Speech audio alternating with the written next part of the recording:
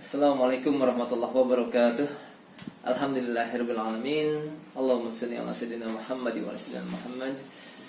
Bapak Ibu sekalian, segenap pegawai jajaran Direktur Jenderal Bea Cukai dimanapun berada, alhamdulillah pada hari ini kita kembali dimudahkan untuk bisa menjalankan ibadah puasa kita. Dan semoga ibadah puasa ini menjadi salah satu ibadah yang akan menjadi amal unggulan kita di akhirat kelak, Bapak Ibu sekalian ya.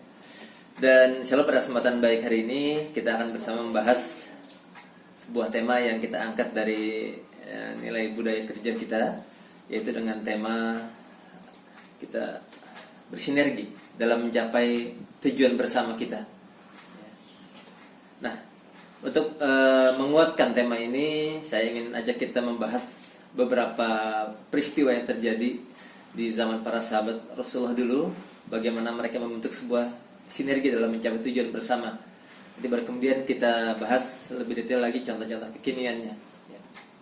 Baik Bapak-Ibu sekalian, di saat periode awal Islam mulai berkembang di tanah Mekah, waktu itu banyak para sahabat dekat Rasulullah yang sudah mulai ikut pada beliau, ikut memeluk Islam. Dan juga ada dari beberapa golongan du'afa yang juga sama ikut memeluk Islam. Dan salah satu di antara mereka yang dari golongan du'afa ini adalah seorang yang kita kenal sebagai muazzinnya Rasulullah kemudian hari, yaitu Bilal bin Rabah radhiyallahu anhu. Bilal semula menyembunyikan keislamannya, namun akhirnya ketahuan juga oleh tuannya, yaitu Umayyah. Maka ketika ketahuan inilah kemudian Bilal mendapat tekanan, mendapat siksaan yang luar biasa supaya Bilal kembali pada keyakinan lamanya. Namun rupanya iman yang ada di hati Bilal sudah betul-betul kuat sampai ke dalam hatinya.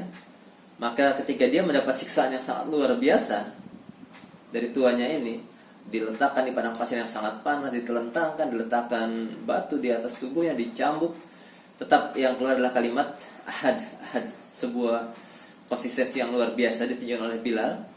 Dan sampai kemudian datanglah sahabat Rasulullah, yaitu Abu Bakar As-Siddiq radhiyallahu anhu, yang melihat peristiwa tersebut. Dan Abu Bakar segera berbincang dengan pemiliknya Bilal ini, tuannya yaitu Umayyah. Dia bilang, apakah engkau hendak menjual budakmu ini? Ya. Lalu kemudian kata Umayyah, ya, aku akan menjualnya. Berapa harganya? Lalu disebut oleh Umayyah, oleh tuannya ini, sebuah harga yang cukup rendah. Karena terus terang Umayyah ini sudah putus asa terhadap Bilal ini, ya, tidak tahu lagi bagaimana cara supaya Bilal keluar dari agama Islam ini, ya. Disebutlah sebuah harga yang cukup rendah untuk memerdekakan Bilal, dan harga itu langsung segera dibayar oleh Abu Bakar.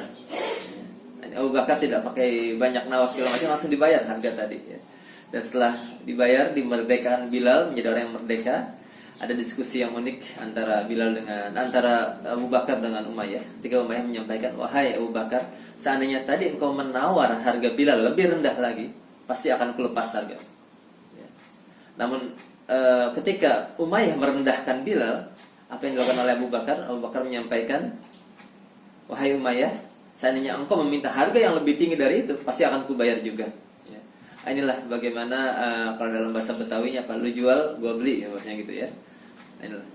Luar biasanya Abu Bakar mengeluarkan bagian dari hartanya untuk memerdekakan sesama sahabatnya ini. Dan kemudian bila setelah merdeka, itulah kita mendapat amanah yang luar biasa di kemudian harinya, ya. Ini ada sinergi yang luar biasa antara Bilal yang sedang membutuhkan bantuan dengan Umayyah yang memiliki resource. Dalam hari ini adalah rasa empati yang luar biasa, dan dia punya uang, ya. Itulah kemudian bagaimana sinergi yang terjadi antara Abu Bakar dengan Bilal di sini, ya. Nah, di sini bisa kita angkat satu ayat dari Allah Subhanahu wa taala, a'udzubillahi minasyaitonirrajim, wa ta'awanu 'alal birri wat taqwa wa la ta'awanu 'alal ismi wal udwan. Dan tolong menolong kamu dalam mengerjakan kebajikan dan takwa, dan jangan tolong menolong dalam berbuat dosa dan pelanggaran. Ya. Nah, inilah. Nah, disinilah kita mengetahui betapa Allah memerintahkan untuk kita tolong menolong dalam kebajikan dan ketakwaan, ya. Sebagaimana tadi Abu Bakar luar biasa bersinergi dengan Bilal dalam mereka saling berbuat kebajikan dan ketakwaan, ya. Baik, Bapak sekalian, Ada kisah lain berikutnya tentang bersinergi ini, sinergi untuk mencapai tujuan bersama. Jadi sewaktu Rasulullah tiba di Madinah, ada 3 hal utama yang beliau lakukan. Yang pertama adalah ini, membangun Masjid Nabawi. Yang kedua adalah ini, mempersaudarakan antara Ansor dengan Muhajirin. Dan yang ketiga adalah ini, beliau membuat sebuah piagam yang menyatukan antara semua komponen yang ada di kota Madinah, yang dikenal kemudian dengan nama Piagam Madinah ya. Ini pertama membangun masjid, yang kedua mempersaudarakan, dan yang ketiga adalah membuat Piagam Madinah. Nah, kita akan membicarakan poin yang nomor 2 ini, soal mempersaudarakan ya. Jadi Rasulullah mempersaudarakan antara kaum Ansor yang memang berdomisili di Mekah dengan kaum Muhajirin yang baru datang dari Madinah berhijrah ya. Yang baru datang dari Mekah berhijrah ke Madinah ya. Dan kita tahu kaum Muhajirin ini resiko ketika mereka berangkat dari Mekah menuju Madinah adalah mereka harus meninggalkan semua harta yang sudah mereka kumpulkan selama ini di Mekah. Jadi mereka bawa apa adanya, bisa mereka bawa dengan tubuhnya ya. Dalam keadaan mereka orang-orang yang betul sangat perlu bantuan. Itulah maka ketika mereka tiba di Madinah, Rasulullah segera mempersaudarakan antara orang Muhajirin yang sangat perlu bantuan dengan orang-orang Ansar yang memang sudah lama berdomisili di Madinah. Siapa saja di antara mereka? Ini di antaranya adalah Abu Bakar As-Siddiq dari Mekah, dipersaudarakan dengan Kharijah bin Zuhair dari Madinah ya. Berikutnya Umar bin Khattab dari Mekah, dipersaudarakan dengan Utbah bin Malik ya, dari Madinah. Lalu kemudian Ja'far bin Abu Thalib dipersaudarakan dengan Mu'adz bin Jabal dari Madinah. Dan kemudian adalah Hamzah bin Abdul Muttalib dengan Zaid bin Harithah. Dan juga adalah Abdurrahman bin Auf dengan Sa'ad bin Rabi ya. Nah, kita ingin membincangkan yang terakhir ini, yaitu antara Abdurrahman bin Auf dengan Sa'ad bin Rabi. Kita tahu siapa Abdurrahman bin Auf ini. Beliau adalah businessman, orang kaya di Mekah. Namun ketika beliau hendak berangkat ke Madinah berhijrah ya, ketahuan oleh orang Mekah bahwa beliau akan berhijrah, maka kata orang Mekah adalah Anda silahkan berangkat ke Madinah, tapi syaratnya semua kekayaan yang Anda miliki di Mekah ini tidak boleh dibawa. Ini menjadi hak kami yang ada di Mekah ini ya. Tapi itulah luar biasa level keimanan beliau untuk tetap ikut dengan apa yang Rasulullah sampaikan agar berhijrah.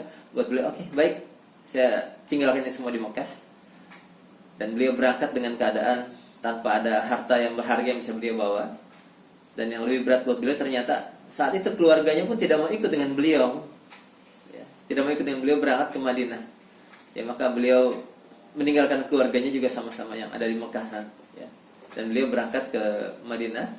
Dan ternyata Rasulullah mempersaudarakan Abdurrahman bin Auf ini dengan Sa'ad bin Rabi. Siapakah Sa'ad bin Rabi ini? Nah, mari kita dengarkan diskusi yang unik di antara mereka ya.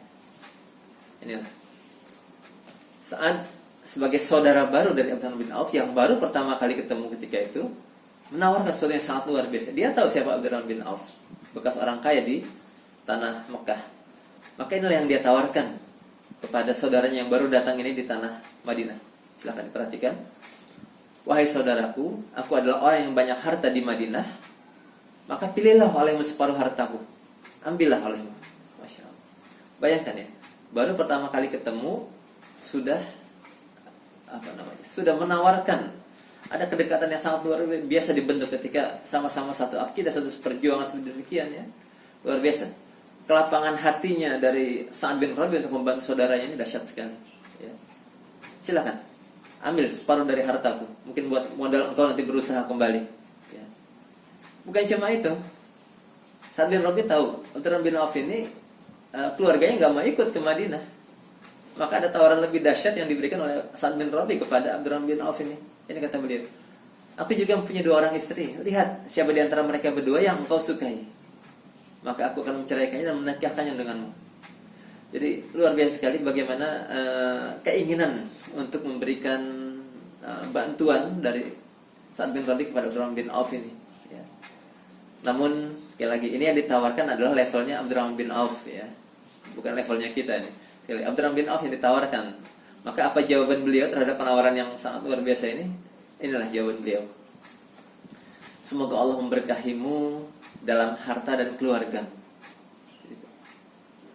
Beliau bukan menerima tapi beliau malah mendoakan tawaran tadi supaya Allah terus memberikan keberkahan, menambahkan terus nikmat atas harta dan keluarga yang sudah dimiliki oleh Sa'ad bin Rabi' ini.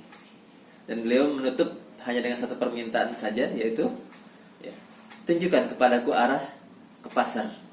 Nah, ini menarik juga. Kenapa beliau minta ditunjukkan arah ke pasar? Karena memang gennya dari Abdurrahman bin Auf adalah gen bisnismen, gen pedagang, gen pemain pasar. Dan ketika dia tunjukkan jalan ke pasar, maka dengan cepat dia bisa memahami bagaimana alur yang ada di pasar, alur supply, alur demand-nya. Dia bisa paham dan dengan cepat dia bisa menjadi pemain pasar.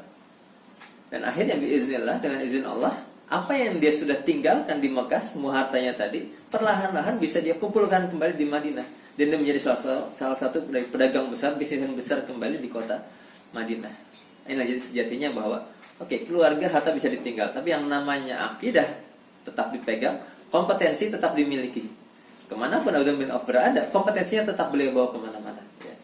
Tapi dari kisah ini kita melihat dari aspek sinergi yang luar biasa antara orang-orang Ansor dan orang Muhajirin. Luar biasa Ansor ini keinginan membantunya kepada orang-orang Muhajirin luar biasa. Contohnya yang sudah kita bahas ini ya, antara Sa'ad bin Rabi' dengan Abdurrahman bin Auf. Ya. Nah, inilah di antara ayat lain. Ya. Al-mu'minuna lil-mu'minina kalbunyan yashaddu ba'dhum ba'dha ya. Maaf, bukan ayat tapi ini hadis. Orang mukmin dengan orang mukmin yang lain seperti sebuah bangunan, sebagian menguatkan sebagian yang lain. Nah, inilah bagaimana proses sinergi ya, akan menjadi utuh ketika satu sama lain saling menguatkan dengan kelebihannya, dengan kompetensinya, dengan kontribusinya. Ya. Nah, inilah. Jadi dahsyat sekali pekerjaan besar, tujuan besar bersama akan bisa dicapai ketika ada sinergi antar semua komponen yang tadi punya kekuatan, punya kompetensi dan ingin berkontribusi buat mencapai tujuan bersama. Ya. Nah, ini di antara ayat yang juga Allah sampaikan kepada kita. A'udzubillahi minasyaitonirrajim. Innallaha yuhibbul ladzina yuqatiluna fi sabilihi saffan ka'annahum bunyanun marsus. Surat Al-Qasas surat 61 ayat 4. Surat Saff ya. Dan sesungguhnya Allah menyukai orang-orang yang berjuang di jalannya dalam barisan yang teratur, seakan-akan mereka seperti sebuah bangunan yang tersusun kokoh. Ya. Jadi bukan asal kerja bersama, ya, bukan asal kerja bersama, tapi sama-sama kerja dan mereka terbentuk dalam sebuah bangunan yang kokoh. Satu sama lain saling menguatkan sesuai dari dengan kompetensi yang dimilikinya dan level kontribusi yang bisa diberikan. Ya. Nah, bahasnya di sini adalah ka'annahum bunyanun marsus, seperti sebuah bangunan yang kokoh. Maknanya di sana ada yang mengatur tata letak dari masing-masing posisi dan kontribusi yang bisa diberikan oleh setiap komponen tadi. Ya. Inilah yang Allah sukai. Innallaha yuhib. Sesungguhnya Allah sangat menyukai yang demikian tadi. Ya. Satu contoh mungkin dalam dunia modern tentang sinergi yang luar biasa. Ya, saya wakili dengan sebuah gambar berikut ini. Sinergi stronger together. Ya. Bersama kita akan lebih kuat. Bagaimana ikan-ikan kecil ini ketika bersinergi, maka dia bisa membentuk sebuah kekuatan yang luar biasa. Ya. Nah, satu contoh di sini, mungkin di antara Bapak Ibu ada yang mengenal kesebelasan apa ini? Ya. Ini kesebelasan Chili, kesebelasan yang boleh dibilang kalau di antara negara-negara Amerika Latin ketika itu tidak terlalu diunggulkan karena ya jumlah bintang yang ada mungkin kalah dibanding bintang-bintang yang ada di negeri-negeri lain, negara-negara lain yang ada di Amerika Latin. Tapi ternyata Chili tidak mengandalkan bintang yang ada, dia mengandalkan sebuah super tim yang ada dan akhirnya berhasil mengalahkan negara-negara yang memang luar biasa lebih banyak superman-nya. Ya, tapi mungkin agak kurang dalam super timnya. Dan Chili luar biasa lebih mengedepankan super timnya sehingga mereka bisa menjadi juara Copa America ketika itu. Ya, ini ada kekuatan sinergi yang luar biasa di antara semua komponen dari kesebelasan Chili ini. Satu lagi adalah ini mungkin juga kita kenal, ya, ada tokoh yang populer di sini. Ya, ini kesebelasan Portugal. Ya. Namun mereka mencatat sebuah peristiwa ketika sang pemain bintangnya ini di saat yang urgen kok harus keluar dari lapangan. Boleh dibilang tim ini kehilangan bintangnya, kehilangan superman-nya. Tapi ketika mereka bersinergi luar biasa timnya ini membentuk sebuah kekuatan, akhirnya mereka terbukti bisa mengalahkan juga sama kesebelasan lain yang memang cukup punya banyak bintang dan akhirnya itulah tim Portugal ini bisa menjadi juara di Piala Eropa. Ya. Ada di sini kita lihat bagaimana mereka yang mengandalkan kekuatan dari tim akan sangat dahsyat hasilnya. Baik, Bapak sekalian. Nah, pada poin berikutnya saya ingin ambil contoh dari olahraga F1. Ya. F1 ini mereka mengandalkan kecepatan dalam bekerja, mengandalkan kompetensi yang luar biasa dalam bekerja, ya. Dan ini kita lihat satu contohnya. Ini sebuah contoh sinergi yang sangat luar biasa dari sebuah tim pit stop. Jadi karena mesin-mesin cepat ini ada satu titik mereka harus berkumpul di satu titik, mereka berada di satu titik untuk recharge lagi, untuk menyegarkan kembali performanya. Dan di tempat titik inilah yang kita sebut dengan pit stop. Mereka akan mendapat sebuah layanan yang luar biasa dari tim pit stop ini. Dan layanan ini betul-betul mengandalkan sumbangsi yang dahsyat dari semua anggota timnya, karena sangat limit waktunya sangat tipis, ya. Makin kecil limit waktunya dengan layanan yang luar biasa, itu akan menunjang sebuah kemenangan besar yang akan diraih oleh tim ini, ya. Di sini kita lihat satu orang dari layanan ini harus dilayani oleh ada sekitar 20 orang timnya, dan mereka punya posisi, punya kompetensi, dan punya kontribusi yang harus dituntut dalam keadaan level yang tertinggi, ya. Inilah kemudian kita saksikan pembagian tugas di antara tim pit stop ini. Ada yang bertugas di bagian depan untuk mengangkat kendaraan cepat tadi, ya. Ada yang di bagian belakangnya, ada yang roda kanan depan, roda kanan belakang, ya. Dan masing-masing punya tugas yang luar biasa. Ada yang melayani ke drivernya, ya. Inilah sinergi yang dahsyat terjadi di sini. Dan ini hitungan kerja mereka, hitungan kerja detik, ya. Detik bermainnya, bukan menit, ya. Nah, ini dahsyat sekali. Mari kita simak bagaimana layanan sinergi yang mereka lakukan di tim ini. Kita saksikan bersama cuplikan video bagaimana tim-tim yang luar biasa cepat ini, ya. Oke, ini di peringkat ke-10 sebuah tim yang memang menjadi tim yang unggulan dalam memberikan layanan di pit stop, tim William. Ini peringkat ke-10, kita saksikan bersama. Mungkin Bapak Ibu bisa memprediksi berapa detik kerja dari tim di pit stop ini. Ini yang tanpa yang tanpa memasukkan full atau bensin, ya. Tapi hanya sekedar mengganti ban, beberapa layanan strategis lain, lalu kemudian segera berjalan mesin cepat tadi. Kita saksikan bersama.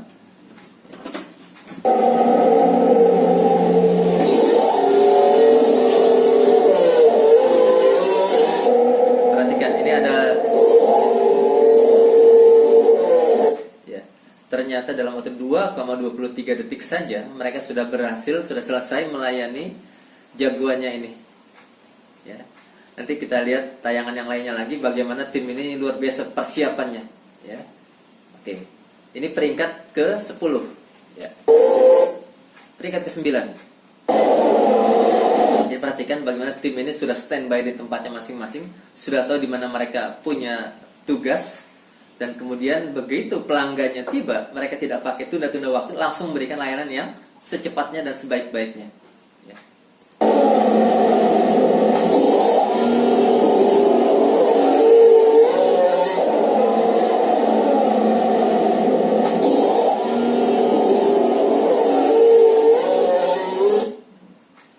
Peringkat ke-8.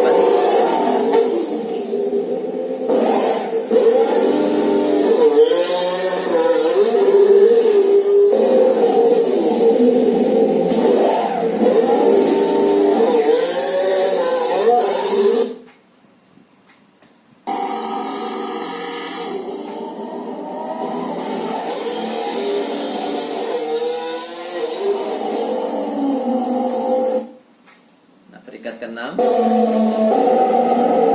masih tim Williams juga.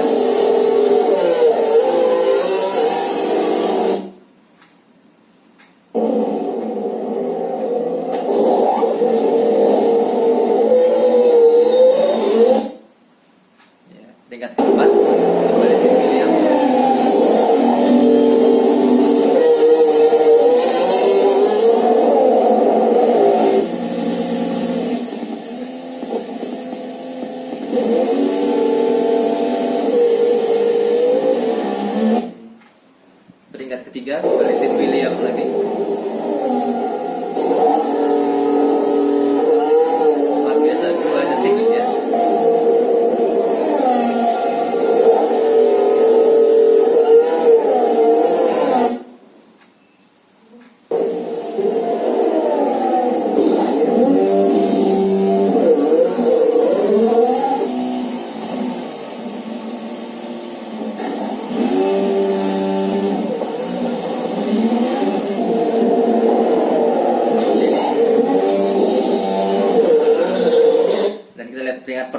kembali tim William.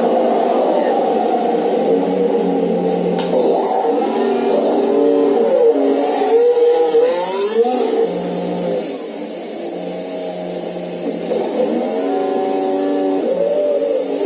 Ya. Tidak sampai 2 detik mereka sudah berhasil memberikan layanan terbaiknya. Tetap keselamatan tetap nomor 1, tapi kecepatan juga luar biasa dituntut untuk kerja mereka yang luar biasa sinerginya ini. Ya. Baik, Bapak sekalian, jadi sebagai penutup dari kajian kita, maka marilah ini bagian dari kita menjaga kebersamaan, pilar dari kebersamaan tim. Ada 3 poin untuk kita terus menjaga pilar kebersamaan tim kita. Yang pertama, untuk sinergi yang luar biasa kita harus saling mengenal satu sama lain. Ya. Bukan sekedar mengenal nama, tentunya kita tahu mengenal apa sih kompetensi Anda, apa sih Anda punya nilai yang plus, yang dalam hal apa yang bisa Anda sumbangsikan buat mencapai tujuan bersama kita. Ya. Yang kedua, setelah saling mengenal kompetensi satu sama lain, kita saling memahami tugas dan tujuan bersama kita. Ya, ini tujuan besar kita. Saya punya tugas apa dalam tujuan besar ini? Anda punya tugas apa? Kita saling memahami satu sama lain. Ya. Dan puncaknya dari saling memahami satu sama lain ini adalah kemudian kita akan saling support untuk mencapai tujuan bersama. Ya. Nah inilah ketika kita tahu tugasnya dan mungkin tugas kita sudah selesai, tim kita yang lain mungkin masih terhambat, kita datang memberikan support sehingga akhirnya kesuksesan ini bukan hanya kesuksesan tim kecil kita, tapi kesuksesan sebuah tim besar kita dalam sinergi bersama ini. Baik Bapak-Ibu sekalian, demikian untuk pertemuan kita kesempatan baik hari ini tentang bagaimana kita sinergi dalam mencapai tujuan bersama kita. Jazakumullahu khairan katsir. Assalamualaikum warahmatullahi wabarakatuh.